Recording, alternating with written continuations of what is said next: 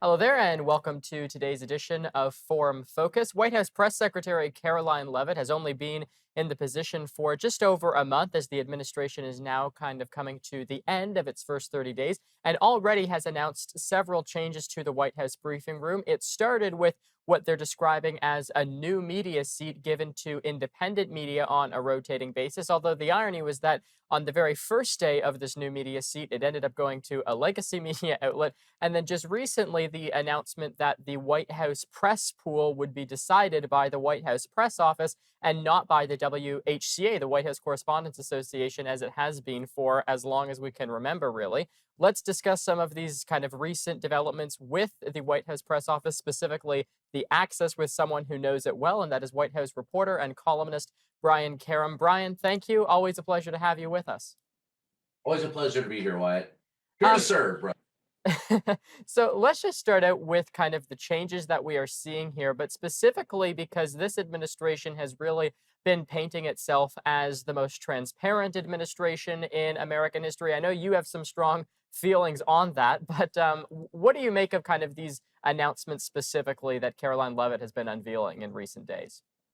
Well, I think it's accurate to say they're painting themselves as the most transparent, but when you paint something, you usually cover up the cracks. And that's what they're doing is covering up. They're not really transparent, they're obfuscating the facts. And it's hard to look at her as a press secretary. I think of her more as a pep secretary. I mean, she comes out and does the pep rally for the president, but the facts are few and far between. She, on the whole, has been out in front of the press once, twice a week at most. Today's announcement, and by the way, this is day 37, just 37 days into it. Donald Trump has declared himself the leader of not only the United States, but of course, he wants to take over Canada, Mexico, buy Greenland, go to the canal and take the Panama Canal back.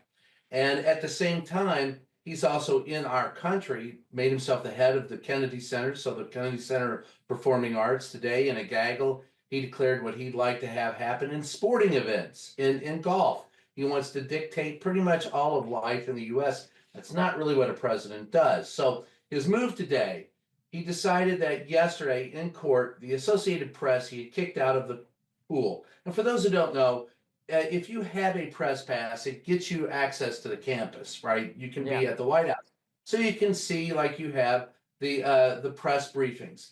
The pool is a different matter. The protective pool, was formed by the White House Correspondents Association because we came to an agreement many years ago with the president that whenever the president is working and on the job, the press should be around him in some form or fashion, except for some very minor details. So when he's available for the public, there is the press pool there.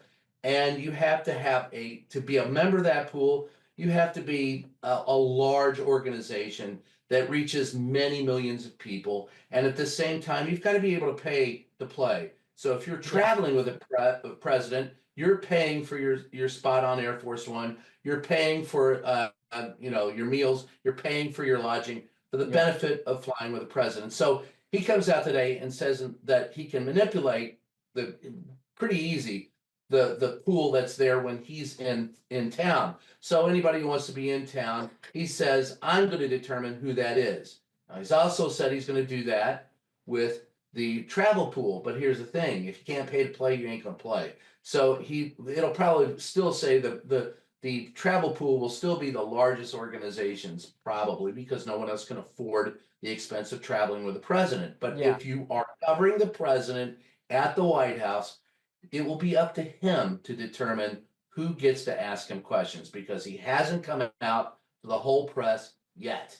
And he won't because he wants to control his access. He appears to be more transparent by being in front of the pool. But when you handpick who's covering you, that's like being a quarterback in a football league and going, you know what? I'll pick who the defense is on the other side I'm going to throw against. Doesn't work that way. And just lastly here, before we go to break, we only have about 20 seconds, but do you think that there will be kind of, as you say, this appearance of transparency, or will even that start to disappear? And I'm asking that because we have seen Trump even come to the press briefing room, something that Joe Biden didn't do at all. Amen. Well, Trump didn't do it until the last year of his first administration, and that was during COVID. He hasn't been there, I don't think. Maybe once. Biden went there one time. I don't think Trump's been there yet. New administration. So we'll see. I don't think it's transparent. I think in the end, after the next 100 days, it won't be even more. Okay, we'll take a quick break and we'll be right back.